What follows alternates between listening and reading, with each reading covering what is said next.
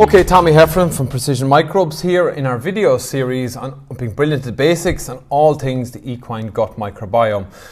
This video is a short video. It's looking at the symptoms, particularly of an unhappy hindgut. So we know that we can have esophageal choke, we can have stomach ulcers, gastric ulcer syndrome, we can have problems with the small intestine, but we think about the digestive system in a whole, the hindgut can be a hard one, and with all the emerging research, there's an increased area of focus. So what are the symptoms of an unhappy hindgut, which essentially means maybe an unbalanced or reduction of diversity in that hindgut and the impacts it will have on our horses? When we look at symptoms, I have to say that it's really important that this is not a comprehensive list of every single symptom, and to work with your own veterinarian where you're worried about gastric issues or digestive system issues and investigate it thoroughly. For me, what was interesting when I looked through all the research papers, looking at maybe even Mongolian wild horses in France, zoological horses, and our modern domesticated horses, a thing called metagenomics allows us now to profile the different bacterial species in the digestive tract. There's even capsules that can go through and catch the different bacteria in different areas that we can sequence. And what we've seen and what the research is indicating, again, like I've said in previous videos, is that there's a narrowing of that diversity and narrowing of the species, and that can have an impact. But the problem is that it's quite easy when we think about acute symptoms that are kind of sudden and very obvious versus mild and chronic inflammation in the digestive tract. That can be a little bit harder to diagnose, both clinically, physically, and even using blood tests and other diagnostic tools. So when we think about this, the obvious symptoms of, and here's my equine digestive system again, the obvious symptoms would be diarrhea or loose stools, if I could spell it. So the stools can be a good indicator about digestive function. Again, are they loose stools? Is the diarrhea recurrent? Does it occur frequently? So is it, not just a once off? The other things like free fecal water syndrome, where we get feces passed and maybe water, or water and then feces. We did some interesting work with the Spanish Riding School in Vienna and their consultant vet around this with a trial on 14 horses with real success in Precision Microbes. But again, it's an emerging area, not fully understood, but we know that it's a hindgut issue. Obviously colic. Colic can be gassy, spasmodic, surgical, or impaction colics. That's a symptom, but it can be an indication of an unhappy hindgut. We'll talk about colic in a further video.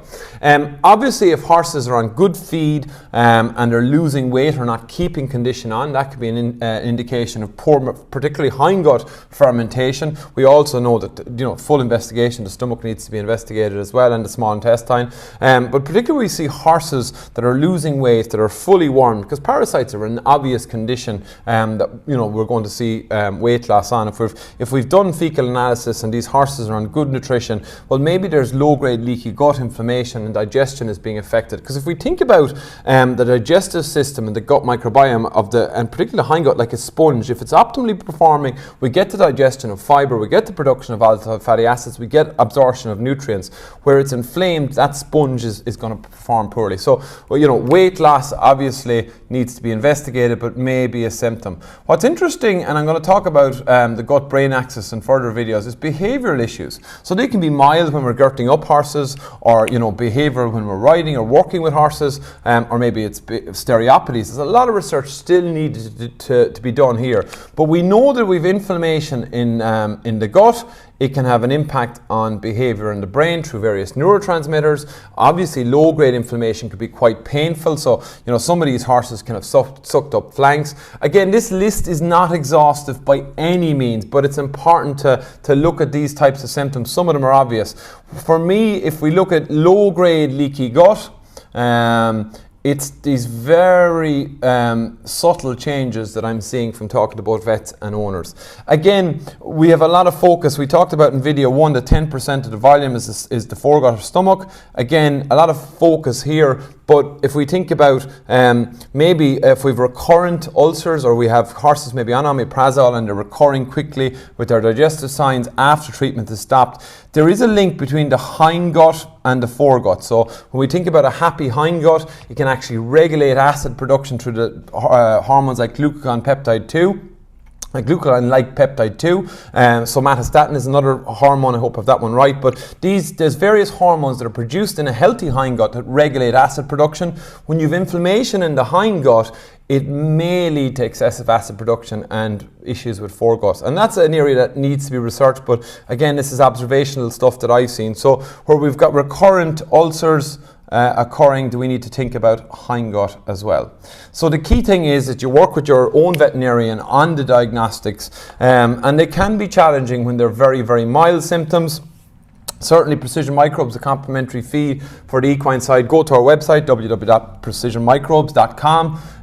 What we say to people is just try it as an aid to digestion. In some of these horses where you've done diagnostics, you've exhausted a lot of maybe effort and they're low grade, try it for a period of 50 to 60 days. It can be fed in feed daily. Again, when we look at diagnostics, we can do blood tests. This is an emerging field as well. Look, serum amyloid protein A is an important marker that's used. We can use endoscopes where we can actually go in and actually take biopsies. Ultrasonography, when we were seeing that, and we were seeing physical change in the gut on ultrasonography, you've quite a pronounced or a far gone problem. So there is diagnostics that people can look at. The other more subtle things is knowing that the gut is linked to other systems, poor skin health, allergies, because we have a lot of inflammation in the digestive tract that can affect the overall immune system. And I suppose the other thing that we would look at as well is simply performance. So if horses aren't performing as well as they should, if we're working them and they're just doing things not like they're doing, we should be thinking about the hindgut. Again, these video series are just kind of giving an overview. We're not delving into massive detail. We have a white paper, as I said in the last video, that's actually looking at all the research. We've compiled all the research papers in the different topics that I cover here, and that's available by request on email. Okay, so when we think about symptoms, they can be very obvious ones like diarrhea or severe colic, severe weight loss, but a lot of them can be more subtle, particularly when we look at chronic inflammation and leaky gut. I'm going to talk about leaky gut in the next video. It's probably one of the most important videos in the series, because low-grade leaky gut is something that, from my observational evidence, is something that might be occurring in a lot of our horses. Again, when we look at domestication and how we manage horses, if this low-grade problem is there, what is it doing and what are the potential symptoms? Again, but just kind of explaining. A lot of people talk about leaky gut, dysbiosis and unhappy hindgut, but when we actually look in what's actually physically happening in the digestive tract. So that's video 5, symptoms, but the key thing is, of course, if you're not happy with your horse, you talk to your own equine vet, run diagnostics and look at what the potential problem could be. Thanks for listening. Video 5, watch out for video 6 next.